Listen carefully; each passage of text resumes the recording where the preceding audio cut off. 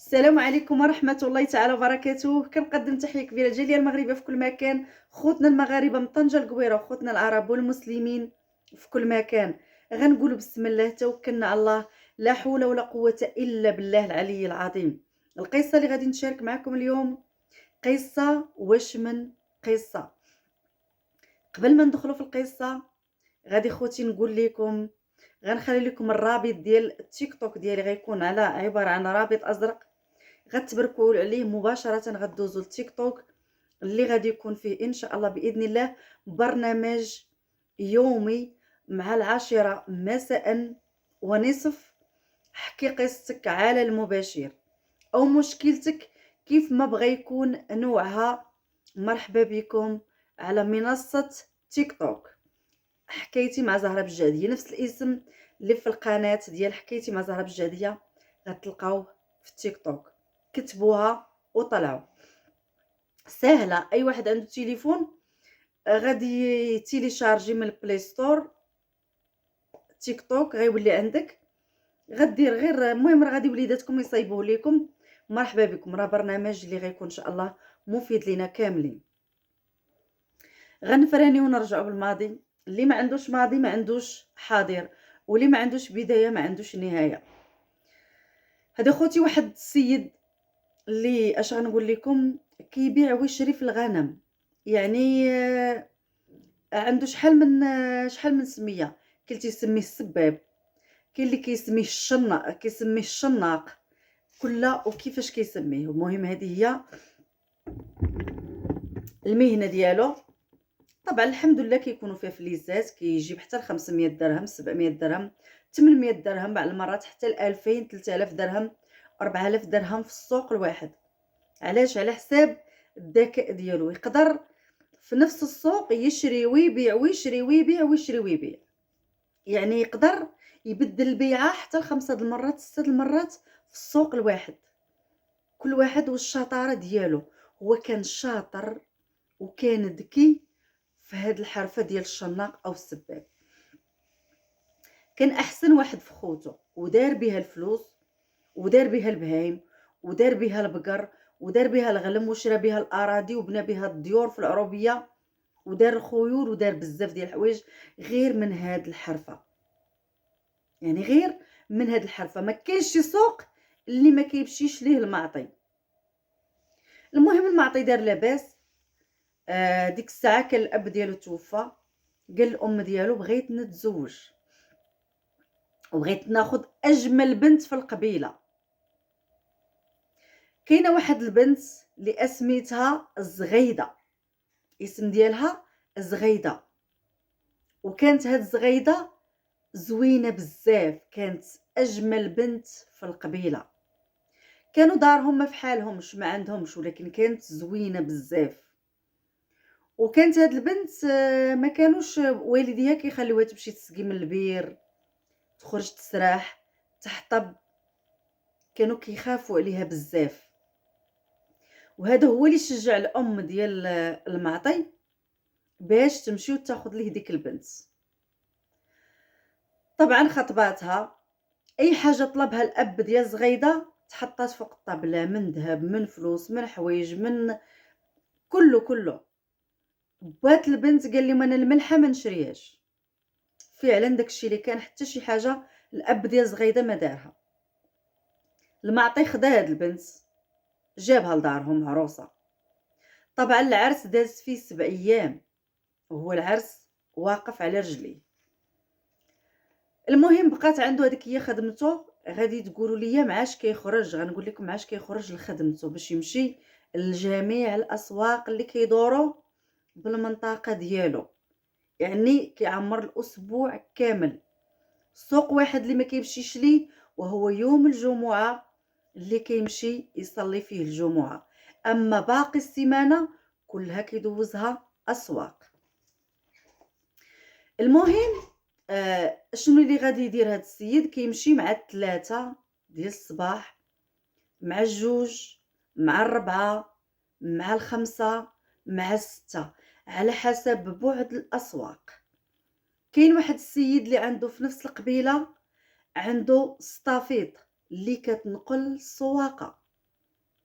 المعطي طبعا داير معاه كيجي كيديه، يعني بلاصتو حداه دائما، راه معاه، راه غادي معاه، ما عمرو كيبطل، قلت لكم الا يوم الجمعه فقط. وهذا المعطي من الناس اللي كتصلي. المهم تزوج، كيف ما قلت لكم بهاد زغيده ولد معاها 3 ديال الاولاد، تبارك الله، داو الجمال ديال امهم والطاوله والتجريده والعموره ديال باهم. ما شاء الله، كل واحد تبارك الله قداش مشحوطين هاد الاولاد. من بعدها زاد ولد مع هاد السيده 2 ديال البنيات، ولاو عنده 5 ديال الابناء من هاد السيده، ما انهم ما كبارش بزاف في السن، ولكن تبارك الله كيبانوا كبار ورجال وعيالات. واحد النهار وهو كيتسنى في واحد الكديه، كيتسنى كديه اللي دايز من تحتها الشانطي، كيتسنى في مول ستافيط، مولف مول ستافيط اللي كيتسناه، ولكن ديك النهار مول ستافيط تعطل عليه وهو جالس. طبعا ديك الكديه كتبان ليه دارو، وكيبان لي بحال اللي قلتي طالع في واحد البلاصه اللي كيشوف منها الدوار كامل. هذا المفهوم كيبان ليه الدوار كامل، الا كان شاعل شي ضو في شي دار كيبان ليه، حتى كيشوف من المنزل ديالو واحد البوله كدير بحال هكا. ما فهمش، كيشوف في جهه اخرى في واحد الكديه اخرى اللي مقابله معاه، كيشوف واحد البيل عاوتاني كيشير بحال هكا، واحد المود باس اللي هو عباره على بيلات. ما فهم والو، وهو عارف شكون اللي ساكن في داك المكان. ساكن فيه واحد السيد اللي كيسرح عند واحد الناس وعاطينه واحد الدار تما، وهذاك السيد عزري ما مزوجش، ما انه قدو قد المعطي في السن، ولكن ما مزوجش، وكان قديم في ديك القبيله، جا من بلاد بعيده وهو قديم في ديك القبيله، وقريب في السكنه العائله ديال زغيده.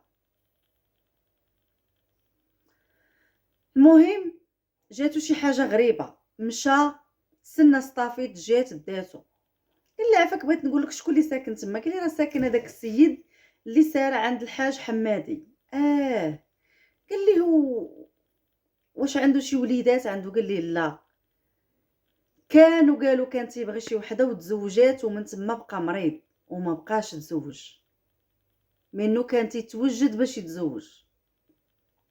قال لي وانت هادشي؟ قال لي تقريبا دابا شي 24 سنه، يعني الوقت اللي تزوجات زغيده بالمعطي.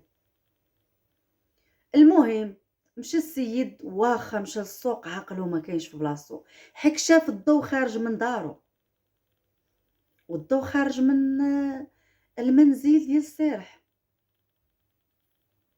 جا للدار، ديك التقضيه اللي مولف كيجيب ما جابهاش، جاب كلشي ناقص. قالت لي زغيده ومالك على التقضيه اليوم؟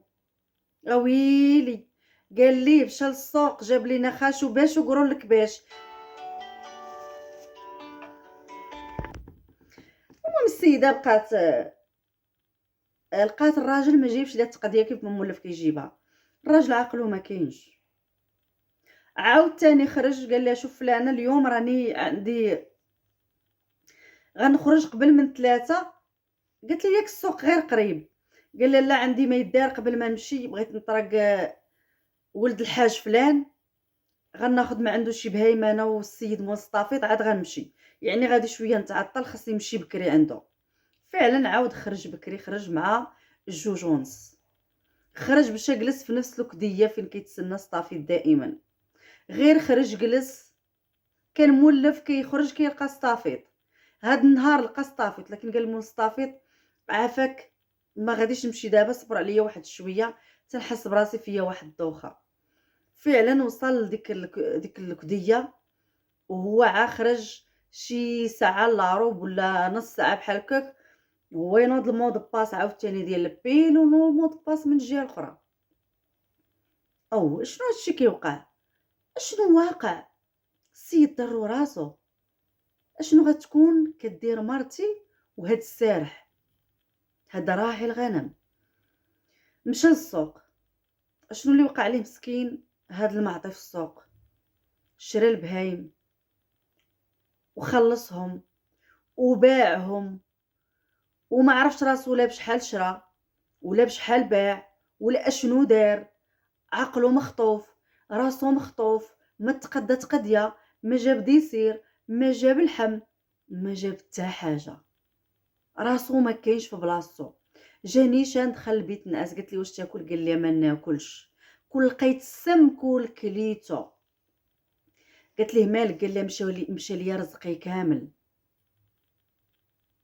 وتغسلت غسله اللي ما يغسلوهاش الويدان. قالت ليه مالك فلان؟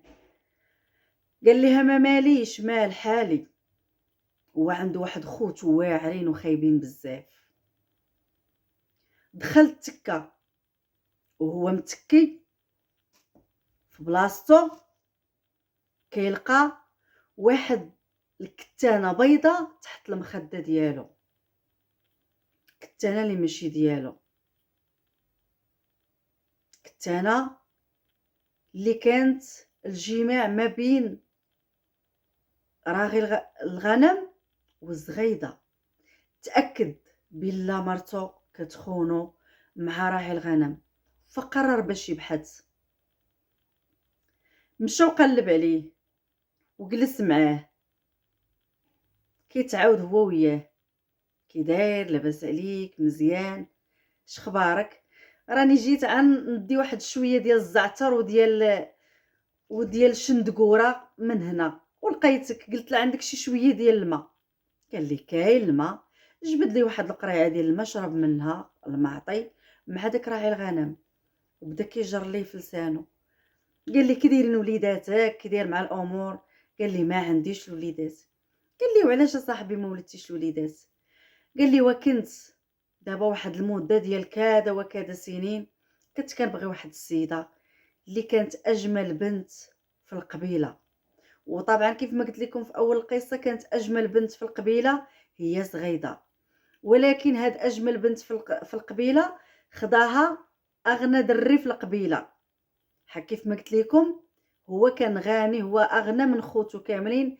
كان لاباس عليه، علاش؟ لانه كان عنده دماغه وكان كيعرف كيفاش يمشي، وشاري اراضي وشاري ديور وشاري بهايم وبزاف ديال الحوايج. يعني ما تزوج حتى كان مالي شكارته. عرف شكون هي اجمل بنت، وعرف شكون هو اغنى دري في القبيله. عرف بلا صاحب دعوته هو السارح. سكت ما قال والو. قال لي شكرا على الشريبه ديال الماء، السلام عليكم. مشى في حالاتو. وصل للدار،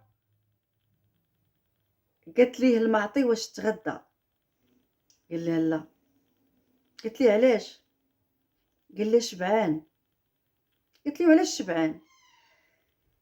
قال لي هو انا تنقلب على شويه ديال الشندقوره والزعتر، تلاقيت مع واحد السيد راعي الغنم، لقيت عنده واحد شويه ديال الماكله كليتها مع دارني الجوع. قالت لي وفين كاين هذا؟ قال لي ما قاليش بلاصه فين خصو، فين هي عارفه تيكون كاين هكا في الشعبه هكاك.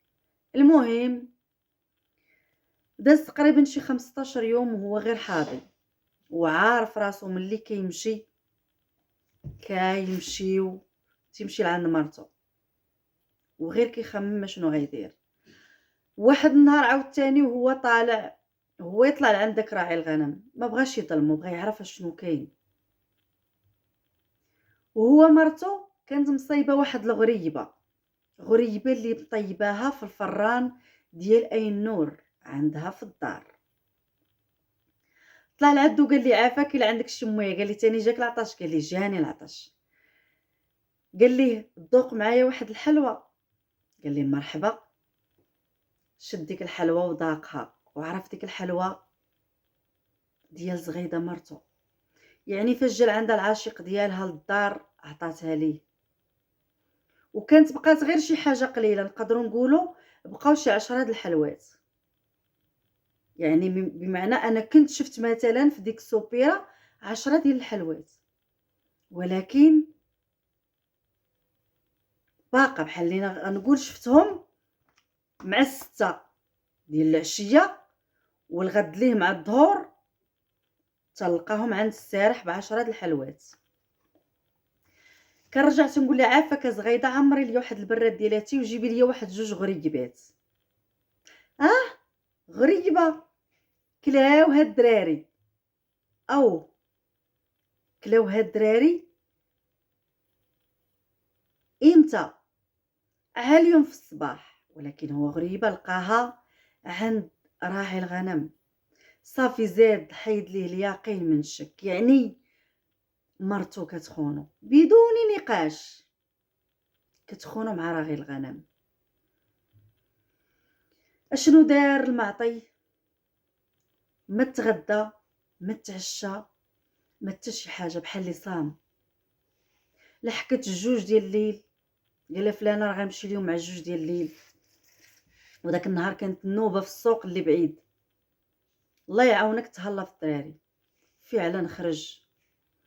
هما شنو دايرين؟ بحال اللي كاينه هاد الدار اللي ساكنه فيها غير هي وياه، ودار اخرى اللي مخلينها لولادهم، يعني البنات والولاد كينعسوا فيها، بحال اللي عندها بابها بوحدها، والدار اللي عايشين فيها مقابل قريبه للبهايم عايش فيها هو ومرته.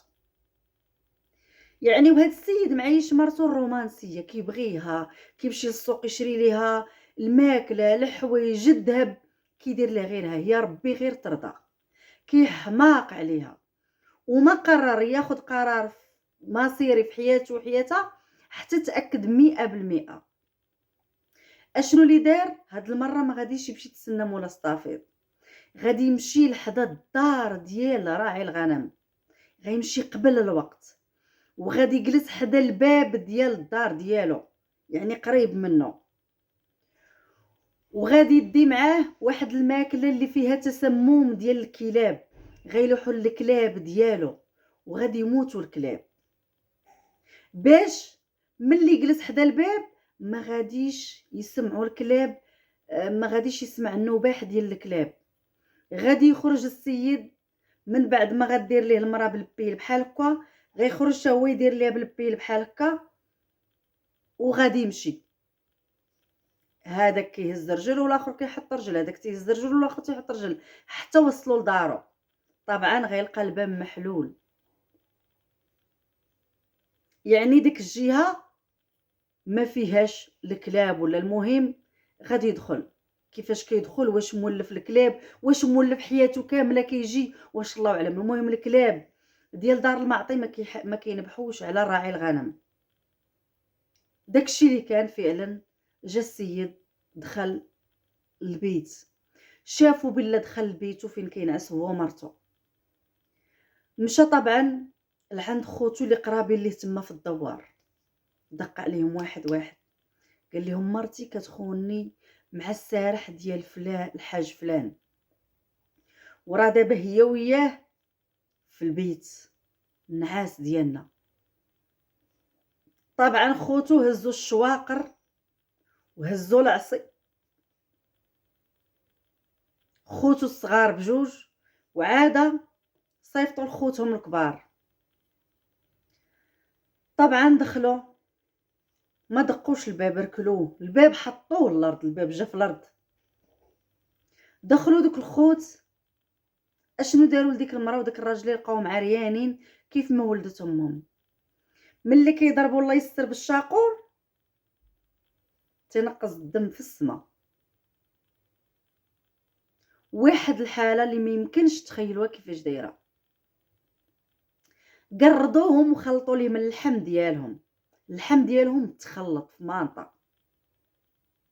الشاقور كيضرب في هادي وكيخرج الاخر، يعني قردوا لي من اللحم ديالهم. ما بقيتيش تفرقي ما بين اللحم راعي الغنم والزغيده اللي خلات الحلال والولاد والدار والمال والجاه والجمال وكل شيء، وفضلت تكون مع راعي الغنم اللي هو قال لك كان ملي بداو كيسولوا بدا عاده كيعرف اشنو كان واقع، بلي هاد السيد كانت معاه من قبل، ولكن والديها ما قبلوش يعطيوها ليه حيت هو فقير.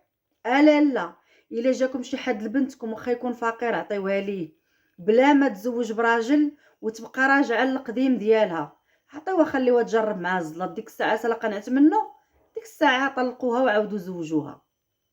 هذا هو القانون. ماشي وحده كتبغي حك اتعس مرة في العالم اللي هي مزوجه بواحد وكتبغي واحد اخر، ما هي مع اللي مزوجه به، ما هي مع اللي كتبغيه.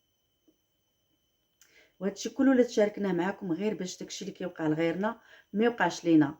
وطبعا المعطي وخوتو بجوج الصغار تحكموا بالمؤبد. وطبعا الولاد بقاو مشردين شادينهم غير عمامهم، وكل شيء مشى. داكشي اللي ضرب عليه المعطي تماره كامل مشى هباء منثورا. لا علاش؟ اللي ما كانش الاختيار ديالو في بلاصتو. ما سولش على البنت اللي تزوج بها شنو كان في حياتها، واش باغاه ولا ما باغاش. ولدت معاه 5 ديال الولاد، وهاد الولاد لحد الان باقيين تايهين في الدنيا، حتى شي حاجه ما مقوده في حياتهم. وحده من هاد البنات هي اللي كتحكي هاد القصه ديال الام ديالها وديال الاب ديالها. بقات لينا فضيحه في القبيله، ولاد الخائنه والراجل اللي قرد مرته باش ياخذ كرامته. وهذا الشيء كله اللي تشاركناه معكم غير باش تردوا البال للناس اللي كيكونوا في حياتكم. السلام عليكم.